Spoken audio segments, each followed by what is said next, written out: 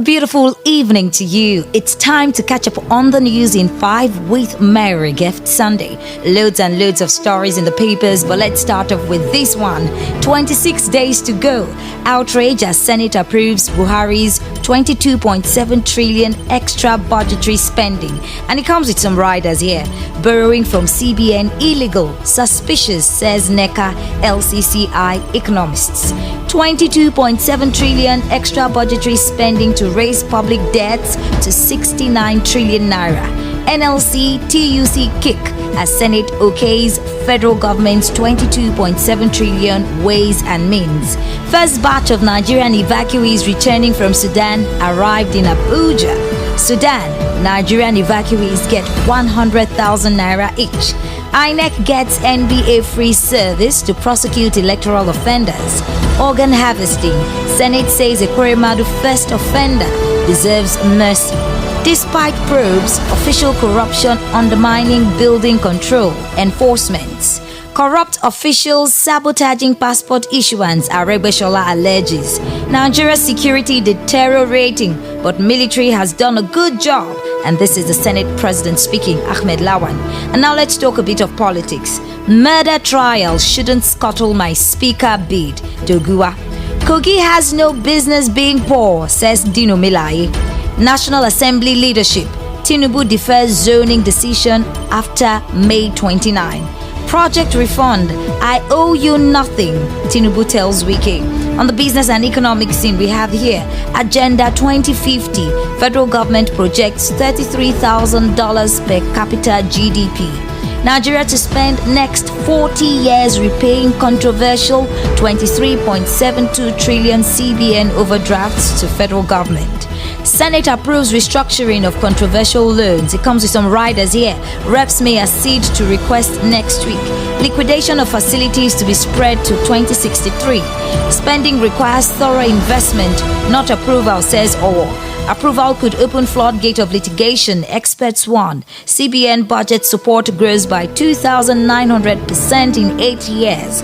Funding prevents shutdown of governance, Senate committee claims. Restructuring to reduce cost of servicing loan by 57%. Nasima CPPE lament worsening state of economy. Increased excise duty rates will hurt economy, CPPE tells federal government. Federal government concludes plans to explore alternative funding models for Nigeria's oil gas development. Federal government approves national blockchain policy to improve data integrity. Sit at home. Provide vehicles, security for workers on Mondays, NLC tells Soludo. Procurement law responsible for uncompleted government projects. And this is Wike speaking. Let's talk a bit of health here. Strike. Resident doctors say federal government's threat annoying. Institute partners NAFDAC to safeguard Nigerians against harmful substances. Now on the foreign scene, USAID WFP stop food aid to war-torn Tigray over diverted shipments. US Republicans subpoena FBI over unverified Biden allegation. Ajay Banga, ex-Mastercard CEO, named World Bank president. And now talking sports, Eric Ten Hag. Champions League qualification crucial to Manchester United transfers and rebuild. And finally, athletics world mourns as US Olympic medalist Tori Bowie dies at 32. Let's take details of a few stories. Murder trial shouldn't scuttle my speaker bid.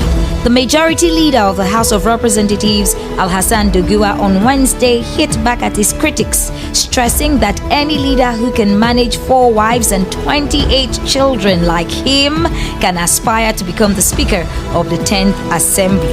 The lawmaker, who is currently facing charges of criminal conspiracy, culpable homicide, unlawful possession of a firearm, mischief, and public disturbance, also argued that his trial should not stop him from becoming Speaker because he is innocent until otherwise proven. The police had earlier been on his trail after he was accused of leading thugs who attacked and set on fire the office of the New Nigeria People's Party at Tudunwada, where 2 people were also burned to death during the collation of results of the just concluded elections. Track the rest of that story. And finally, NLC TUC kicker Senate okays federal government's 22.7 trillion ways and means. The Nigeria Labour Congress NLC and Trade Union Congress of Nigeria TUC yesterday picked holes in the Senate's approval of President Muhammad Buhari's controversial 22.72 trillion ways and means request, describing it as shocking and suspicious. Track that story from the papers. I'm afraid that's about as much as I can take on catch up on the news in 5 with Mary Gift Sun.